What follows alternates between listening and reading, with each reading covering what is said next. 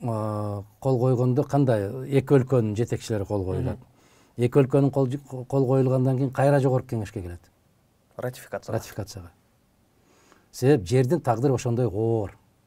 1 сантиметр өзгөрсө дагы мына ушул тепкичтерден басып өтүш керек. Алла кыйкырышып атпайбы жана Мадумаров ал жакты берип бирди, Мадумаров бул жакты берип бирди. Мына өздөрүнүн башына келип атат. Түшүнүп атат. Жалгыз Мадумаров эмес, бүтүндөй жогорку кеңешиң бере албайт.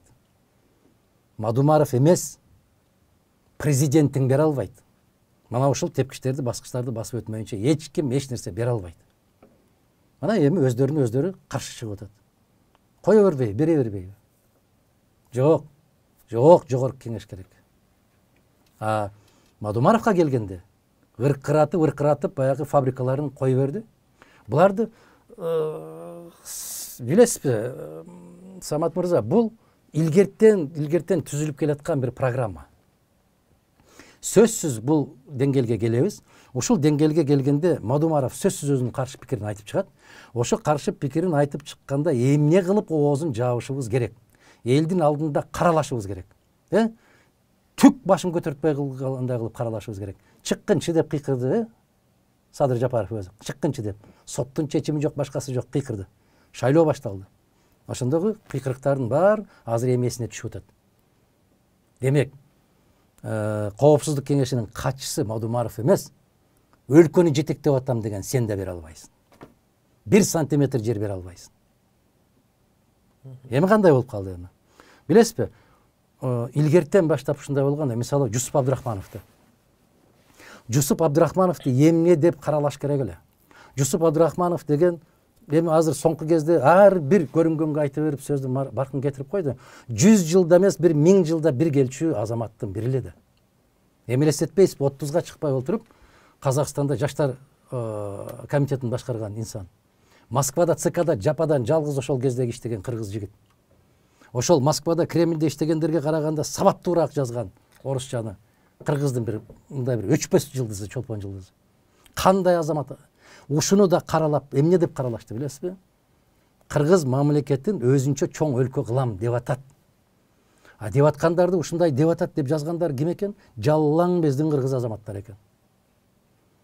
Анан Сталинге жумшайт. Сталин эмес, Сталин таптакыр. Керек болсо ошол Сталин өзү жиберген Кыргызстанга. Бул ошол борбордук комитетте иштеген инсан. Улам артынан жазып олтурушту. Улам Кыргызды бөлүп кетем деп атат, эл бузар болуп атат, деген деп атат. Мына бүгүн эле Масалиев экөөбүзгө жанакы 21 кишиге тагылып аткан эле жарлык. Анан эгер ошондой болсо карагыла дейт да Сталин. Карагыла дегенде Кудай берди деп барып дубалга такап ата салган ким? Биздин экөөбүздүн кандаштарыбыз. Мына азап кыргыздын азабы ушунда турат. Андан кийинкисин караңыздар. Орозбековду. Абдыкадыр Орозбековду дагы күнөөлөгөндө эмне деп күнөөлөп атат? Айланайын. Карагылачы. Мына ушул азыркы жетекчилерден айырмаланып, ал кишини не деген кордук менен, не деген сабап акырында колунда ушул мончуга алып барып жуунтура албастан ошол жерден жан берди, бирок кол койбой кетти. Баягы кылмыштарын бүт тарткан, ушуга эле кол коюп бер, мен ушул кылмышты жасадым десең, биз сени бошотобуз. Ит көрбөгөн кордукту көрсөттү. Ушу киши кол койбой койду. Ал күнөөнү жасаган эмесмин мен деди. Бүтүндөй эмне болду? Жала. Эмне болду? Жусуп Абдурахманов дагы биринчи жетекчи катары, өкмөттүн Абдыкадыр Орозбеков дагы биринчи өлкө жетекчиси катарында экөө тең ошол эле доордо кайра акталды. Ушул пастыкты бүтүндөй жараткан ким экен? Ошол кездеги эле пишпекте отургандар экен. Муну Марат Ашимович Байжиев, Раматылык Аксакал экөөбүз 4 саат видео аңгемелешибизде аябай ачыктан ачык далилдеп айтып берди ушуну. Андан кийинки жетекчибиз ким? Азыр булар асылып аткан Усубалиев. Усубалиевке мен тил тийгизбегиле дедим мен буларды. Муну да каралашып атат. 65-жылы берип берген экен, тигинткен экен, минткен экен. Жок. Усубалиевдин 75-жылдагы токтомун айтпай атат. Усубалиев тескерисинче Сүйүнбаев экөө кол коюп атат. Өзбекстан 10 жылдын ичинде мойнуна алган милдеттемелердин бирөөсүн дагы аткарбагандыгына байланыштуу баягы 65-жылкы келишим жокко чыксын, Кыргыз Республикасынын Ош областынын аймагы ошол бойдон сакталсын деген токтом турат. Муну эмнеге айтпайт? бар азыр ушул таапта ошол документ. Бар. 75 жылы номер 74 токтом турат. Ал күчүндө эч ким жокко чыгарган жок. Усубалиевке ушул доомат тартышып атат. Анда Разаховка эмне деген доомат тартты. Бул бүт баарын кыргыз тилинде жасайм деп атат. Кыргыз жаштарын көбөйтөм деп атат. Институттардын бүтүн баарын кыргыз тилинде окутам деп атат. Балдарга ысык тамак берем деп атат. Бул улутчул. Себеп муну жаман көрсөтүш үчүн эмне кылыш керек эле? Бул киши тазалыктын символу болбодубу? Чындыктын символу болду. Аялынын тонуна, жакасына кагаз киргизип коюп, мунун баарын жасаган ким? Биздин азаматтар жасаган. Анан Москвадан комиссия чакырып, бул пара алат дейт. Разаков айланайын, пара алмак турсун өзүн жеген тамагына, чайына чейин, мына балыкчыдагы окуя бүгүнкү күнгө чейин аңыз болуп айтылып келет. Урушуп жардамчысына, баягы жеген бир кесе боткосуна эртең менен баратып каша. Анан бир пирожкисин.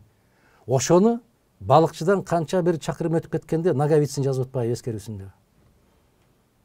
Ал Разаховдун кудасы эмес да. Наговицын деген ошол келип мени урушуп, акча канча экен, жөнөкөй киши кирип тамак ичсе айлык жеткидей бир айга десе, баасын билбейм дегенде эмне үчүн билбейсиң деп урушуп, кайра кайрылып келип, жеген бир кичинекей боткосуна анан бир баягындай бир кандай токоч дейбизби, пирожки дейбизби, ошонусуна акчасын төлөп кетип аткан киши ушуну пара алат деп Москвадан чакырып, көрсө байбичесине туулган күнүнө бир тон береке берип, ошонун жакасын тилип, ичине кагаз салып, анан кайра тигип коюшкан экен да. Муну жасаган ким? Биздикилер. Адамды каралаш керек. Мына Разаковду антип каралап атат, Усубалиевди мынтип каралап келди. Абсамат Масалиевди 90-жылкы окуяны чыгарган деп каралап келди. Демек, эмне кылыш керек? Эптеп бир нерсе деп каралаш керек. Бүгүнкү Мадумаровго коюлуп аткан каралоо, баягы чек аралар боюнча, дал ошол каралоолордун уландысы. Тилекке каршы биздин элибиз кийин түшүнөт экен да. Эми сиз элестетсеңиз, Исхак Абсаматовичти элестетиңизчи, базганды көтөрүп алып, ушул өкмөт үйүн карай чуркап бараткан. Кайсы кишинин башына келет? Бийликти басып алам деген аракет жасады. Төңкөрүш кылам деп аракет жасап атат. Исхак Абсаматович бул залкар инсандын урпагы катарында бул киши мыйзамдан кылдай кыйшайбаган киши. Эгерде ким конституциянын деңгээлинде, мыйзамдуулуктун, маданияттуулуктун деңгээлинде болуш керек деп 30 жылдан бери кыйкырып келаткан болсо, бул Масалиев, Мадумаров. Эми ошол күнөөнү артабыз буларга, жүктөйбүз. Анан элге каралап көрсөтөбүз деп баягы бакмаларын 2-3 күндөн бери сайратып кыйкыртып аткандардын баары биз жаратканга шүгүрдөшүбүз керек. Кайдыгер эмес жарандарыбыз бар. Жана бир шаардан бир райондон экинчи районго улам ташып бараткан кичке автобустардын баарын тартып чыгарып салды. Аларды көрдүңүзбү? Жол сакчы кызматкерлери коштоп баратат. Баалуу, өтө баалуу инсандар да алар. Кечээ бир бала айтыптыр ушуну конченый деппи, билбейм мен кандай деп айтса болот ал кишилерди. Кечээ эле ошолор ушундай эле болуп колонна менен Сокенин аркасынан жүргөн. Кечээ өзгөндө кыйкыртып аткан балдардын дагы бүт баарын чыгарып коюптур, кимдер экендиги. Садырга тийбе деп. Айланайын, Садырды коргоп атканда сен кайда элең кечээ? Садыр түрмөдө жатканда сен кайда элең? Эмнеге ошондо кыйкырбадың? Садырдан колуңду тарт. Бүгүн кыйкырып атат, 2 кишиден колуңду тарт. 2 кишиге бирөө эмне кол салып атабы? Же 2 кишини бирөө камап атабы? Же 2 кишинин үйүнө тинтүү келдиби? Ошондой бир Самат мырза адамдын акылына дагы, түшүнө дагы кирбей турган окуялар болуп атат.